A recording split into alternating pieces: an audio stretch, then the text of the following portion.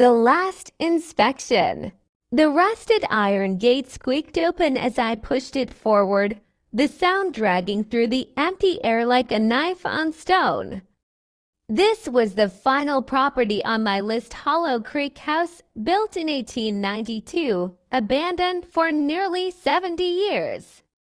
My job was simple: assess structural integrity, note hazards, and submit my report. I'd done this 100 times before in factories, office blocks, residential buildings. None had ever made the hair on the back of my neck stand up quite like this place. The sign above the door had long since fallen away, but the name was still carved into the stone lintel. E. Hale, proprietor, Elias Hale. I'd read his file on the drive over. He'd been a surveyor too, back in the 1920s. Then, in 1954, he'd vanished without a trace. No body, no note, no explanation. The police had concluded he'd left the country, but the locals whispered different things. They said he'd found something in the walls, something that didn't belong. I pulled my flashlight from my belt, its beam cutting through the thick dust that hung like fog inside the entrance hall.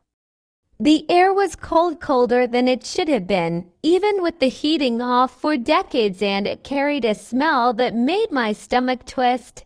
Old paper, damp stone, and something else, something metallic, like dried blood. I stepped inside, my boots crunching on debris that had settled over the years. The floorboards groaned under my weight, each creak sounding louder than the last, as if the house itself was shifting to warn me away. I made my way through the ground floor, following my checklist: walls, floors, ceilings, electrical systems, drainage. Everything was in a state of advanced decay, but nothing that couldn't be explained by age and neglect. Until I reached the study at the rear of the building. The door was slightly ajar. I paused, hand hovering over the handle. The air here felt different, thicker, heavier, as if it had been trapped for years. I pushed it open and stepped inside. The room was large, lined with floor-to-ceiling bookshelves that had collapsed in places, their contents spilled across the floor in piles of yellowed pages and broken leather bindings. But what caught my eye was the desk, positioned against the far wall. It was a massive piece of oak, scarred with deep cuts and scratches that looked like they'd been made by something sharp and violent. And sitting on top of it, as if it had been placed there only yesterday, was a leather-bound notebook. My name was written on the cover in faded black ink. My throat went dry.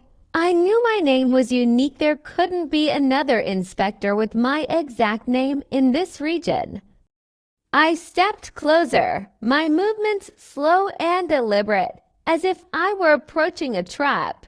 I reached out and lifted the cover. The first page was dated October 12, 1954, and the handwriting was unmistakably mine.